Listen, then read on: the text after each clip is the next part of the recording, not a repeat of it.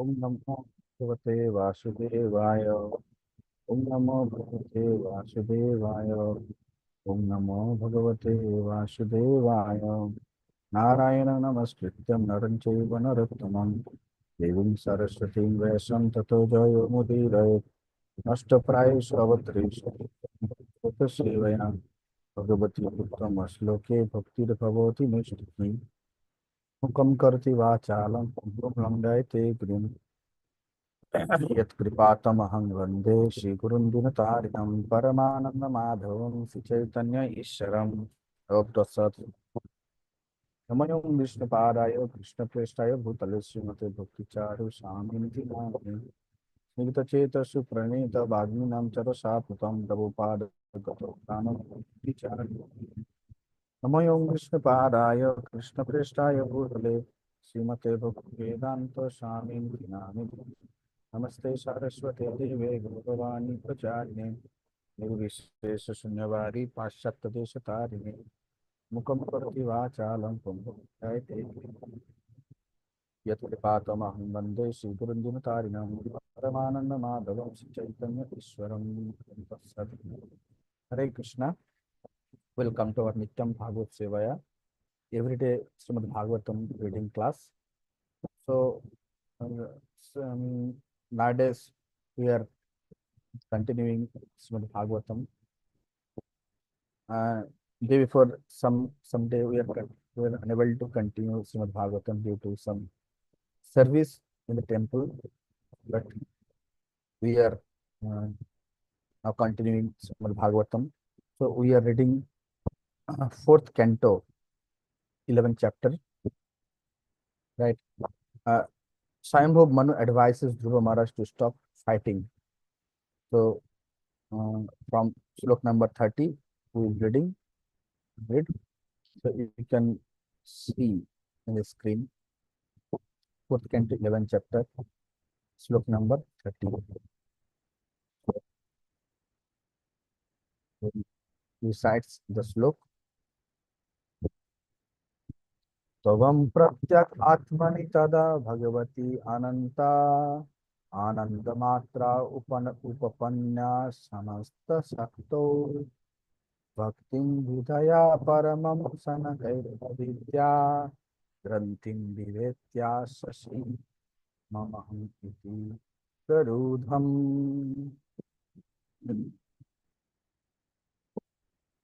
Translation: thus regaining your natural position and rendering service unto the Supreme Lord, who is the all-powerful reservoir of all pleasure and who lives in the living entity as a super soul, you will very soon forget the illusory understanding of I and mine.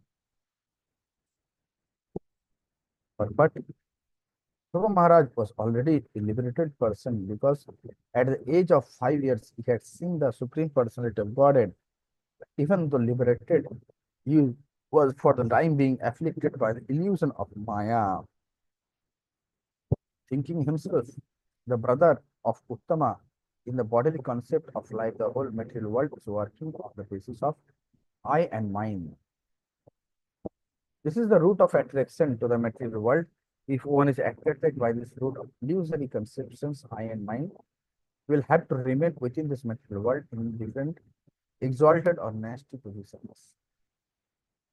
By the grace of Lord Krishna, the sages and Lord Manu reminded Dhruva Maharaj that he should not continue this material conception of I and mine. Simply by devotional service unto the Lord is illusion could be eradicated without difficulty.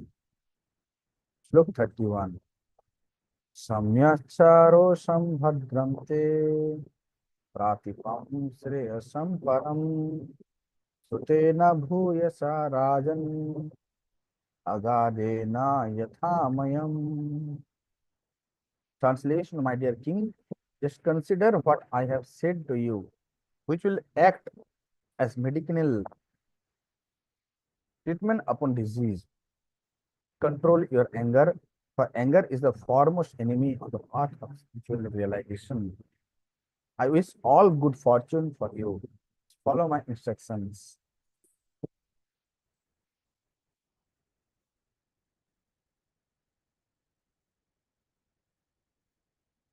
purpose. Dhruva Maharaj was a liberated soul, and actually he was not angry with anyone. But because he was the ruler, it was his duty to become angry for some time in order to keep law and order in the state.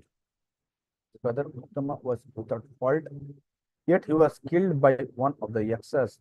It was the duty of Dhruva Maharaj to kill the offender life for life, because Dhruva was the king. When the challenges came, Dhruva Maharaj fought vehemently and punished the Yaksas sufficiently. But anger is such that if one increases it, increases unlimitedly, in order that Dhruva Maharaj's kingly anger not exceeds the limit. Manu was kind enough to check his grandson. Dhruva Maharaj could understand the purpose of his grandfather, and he immediately stopped the fighting. The words Srutaina Bhuyasa by constantly hearing are very important in this verse. By constantly hearing about devotional service, one can check the force of anger, which is detrimental to the process of devotional service. Srila Pariksit Maharaj said that the constant hearing of the pastimes of the Lord is a panacea for all material diseases. Everyone therefore should hear about the Lord, about the Supreme Personality of Godhead constantly. By hearing, one can always remain in equilibrium, and thus his progress in spiritual life will not be hampered. Dhruva Maharaj becoming angry with the miscreants was quite appropriate. There is a short story in this connection about a snake became a devotee upon instruction of Narada, who instructed him not to bite anymore. Since ordinarily a snake's business is to fatally bite other living entities, as a devotee, he was forbidden to do so. Unfortunately, people took advantage of this non-violence on the part of the snake, especially the children who began to throw stones at him. He did not bite anyone, however, because it was the instruction of the spiritual master. After a while, when the snake met his spiritual master Narada, he complained, I have given up the bad habit of biting innocent living entities, but they are mistreating me by throwing stones at me. Upon hearing this, Narad Muni instructed him, don't bite, but do not forget to expand your hood as if you were going to bite. Then they will go away. Similarly, a devotee is always non-violent, is qualified all good characteristics. But in the common world, when there is mischief made by others, we should not forget to become angry, at least for the time being, in order to drive away the miscreants. Enopasristas purusal, enopas pasristat purusal, loka udvija vrisam, nabudhastadvasam gachet, icchan avayam atmana. Translation: the person who desires liberation from this material world should not fall under the control of anger, because when bewildered by anger, it becomes a source of dread for all others.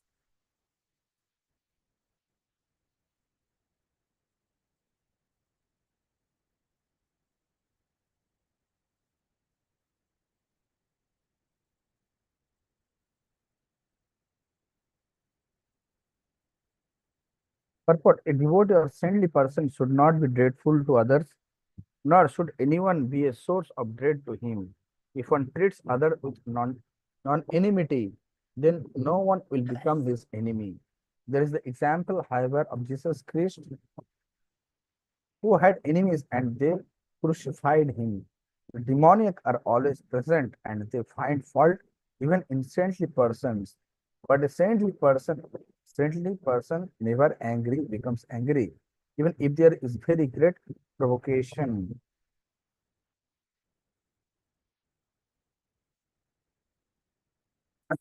Vilanam giri savratur anadasya tava kritam yajjag yajjag nibham punya janam Ritaignanam iti Amarsita.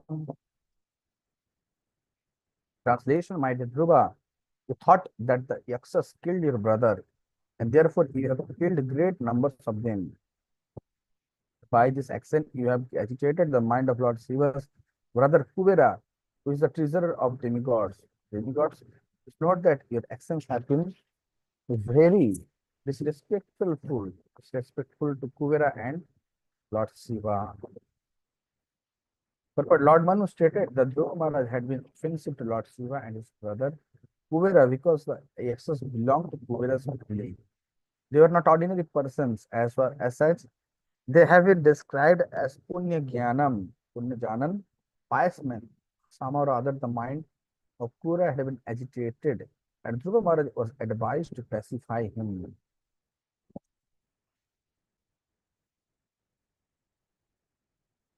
Tam prasadaya bhatsasu sanyatya prasayok tibhi nayavan mahatam teja ulabno bhavishyati.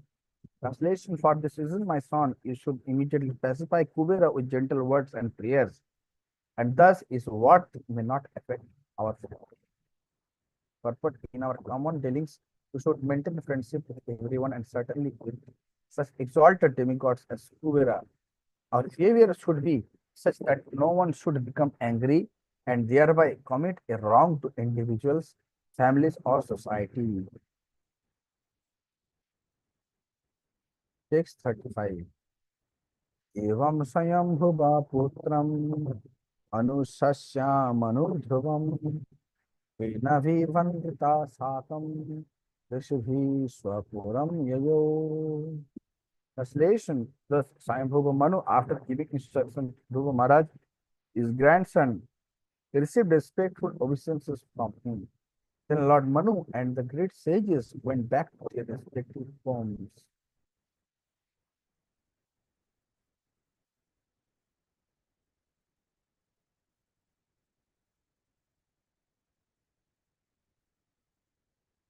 Purport, thus end the Bhaktivedanta purport of the fourth canto, 11th chapter. The Srimad Bhagavatam entitled Swayambhuva Manu advises Dhruva Maharaj to stop fighting. Chapter 12. Dhruva Maharaj goes back to Godhead. Text 1. Maitra Vacha. Dhruvam Nibritam Prativudya Vaisasad Apetamanyum Bhagavan Dhaneshwara Tatra Gatascarana Yaksa Kinnarai Samastaya Manonya Vadat Tanjalim. Translation, the great sage Maitra said, my dear Vidura, Dhruva Maharaj's anger subsided and he completely ceased killing Yaksas. When Kubara, the most best master of the treasury, learned this news, he appeared before Dhruva while being worshipped by Yaksas, Kinnaras, and Charnas. He spoke to Dhruva Maharaj, who stood before him, folded hands. Slok 2. Anada Ubacha.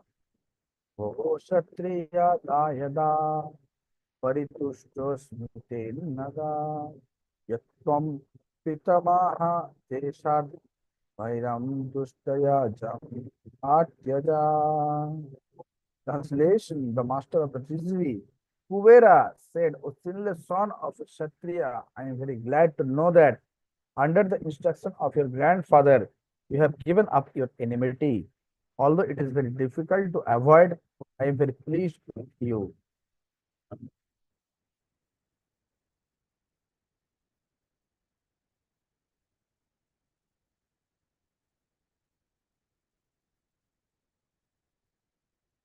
Abhavam avadhit yaksham na yaksha bharatam dutava kala eva hi bhutanam prabhur appaya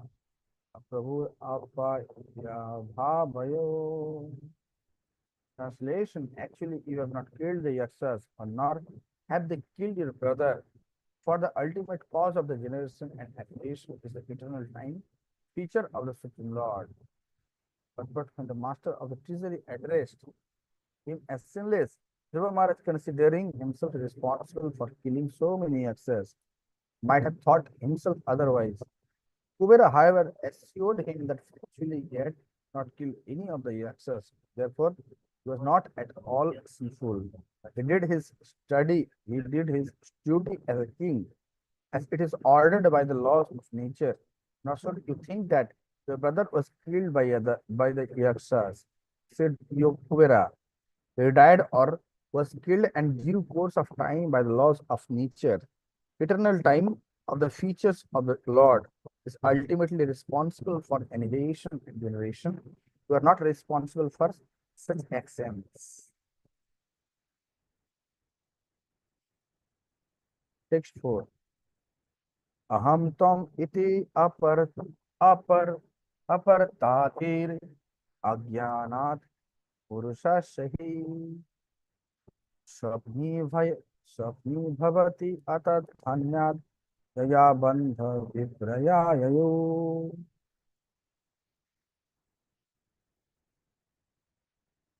Translation is identification of oneself and others. I and you on the basis of the bodily concept of life is a product of ignorance.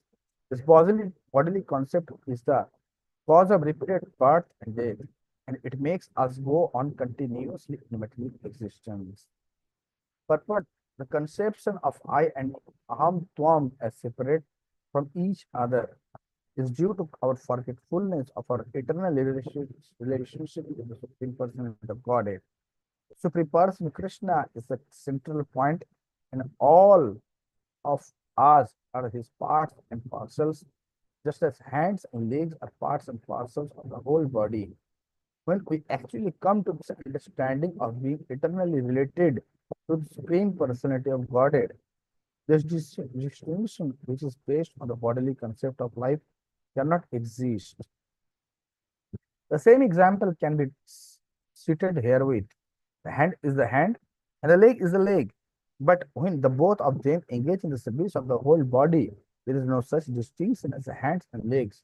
For all of them belong to the whole body, and all the parts working together constitute the whole body. Similarly, when the living entities are in Krishna consciousness, there is no such distinction as I and you, because everyone is engaged in the service of the Lord. Since the Lord is absolute, the service are also absolute.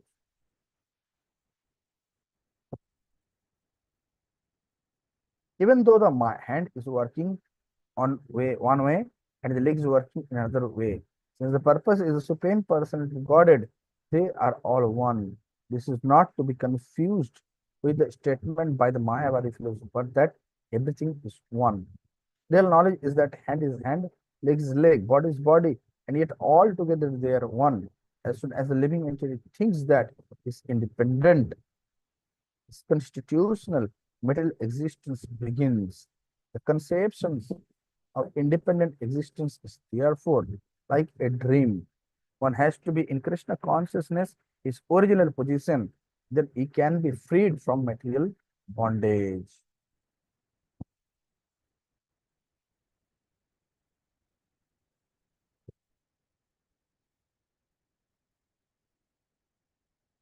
Text 5. तद्गच्छा ध्रुव भद्रं ते भगवन्तम् अधुक्षजम् सर्वभूतात्मभावेन सर्वभूतात्मविग्रहम्.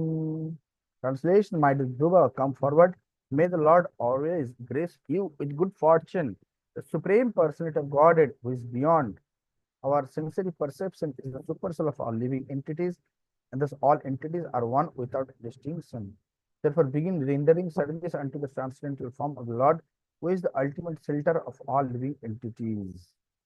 But here is the word Vigraham, having specific form, is very significant, for it indicates that the absolute truth is ultimately the Supreme Personality of Godhead.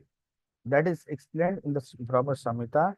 Sachidananda Vigraha, he has form, but his form is different from any kind of material form. The living entities are the marginal energy of the supreme form. As such, they are not different from the supreme form. but at the same time, they are not equal to the supreme form. Dhruva Maharaj is advised herewith to render service unto the supreme form that will include service to other individual forms. For example, a tree has a form, and when what is poured on the root of the tree, the other forms, the leaves, twigs, flowers, and fruits, are automatically watered. The Mayavad conception that because the absolute truth is everything he must be, formless is rejected here. Rather, it is confirmed that the absolute truth has form and yet he is all pervading. Nothing is independent of him. So today we will stop here. From tomorrow we will read text 6. Hare Krishna, Hare Krishna, Krishna Krishna, Hare Hare, Hare Ram, Ram Ram, Hare Hare. Jagat Guru Shri Prabhupada की जय, पद्म श्री गुरु महाराज की जय, अनंत कोटि वैष्णव भक्तों की जय, अनिताय गोष्ठतन प्रेमानंदे